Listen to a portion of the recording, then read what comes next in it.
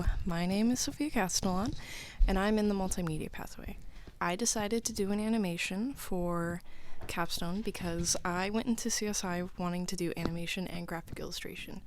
And I've been working with this program, Adobe Animate, for about as early as December of 2021.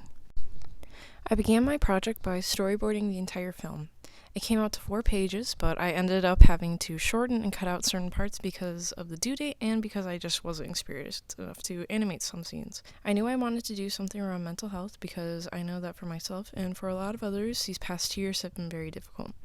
I struggled to cope with the loss of family members, pets, work, school, my health, and especially my emotions. I wanted this film to symbolize and represent what it's like to feel this way. I started the project in February. Things went smoothly at first. I was finding my way around the program and teaching myself how to use it. I was definitely not ready to use this program. There's a reason artists tend to prefer to use After Effects over Adobe Animate. Adobe Animate is harder to use and is for more experienced animators. I used it because I liked the effect it gave to the animation. I started my animation by drawing 3 frames and copying and pasting them to give the animation a glitching effect. This turned out to be a long and tedious process. I quickly learned that it'd be hard to make it even to 1 minute. When I did finally make it to a minute, my file became very large and difficult to manage. The program would frequently shut down. I knew I would need to start a new document, and I knew that I was only halfway done with my animation. I was also very behind at this point because of the amount of time it took to draw each frame. I was beginning to lose passion and motivation. I'd be sitting at the computer for hours animating and making little progress.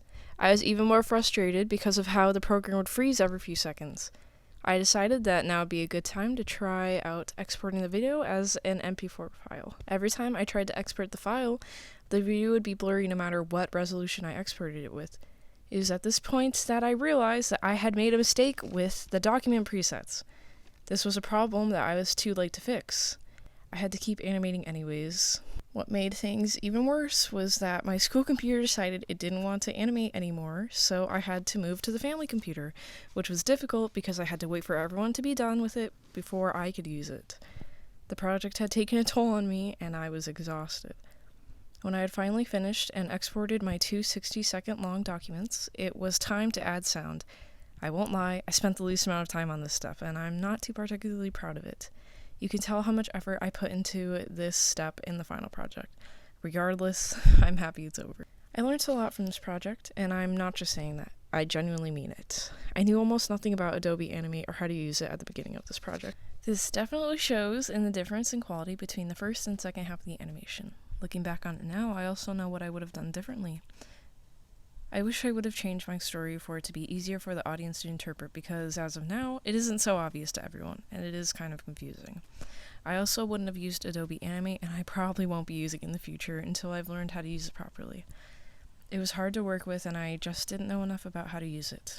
But I'm glad it's over, and without further ado, I present to you my capstone.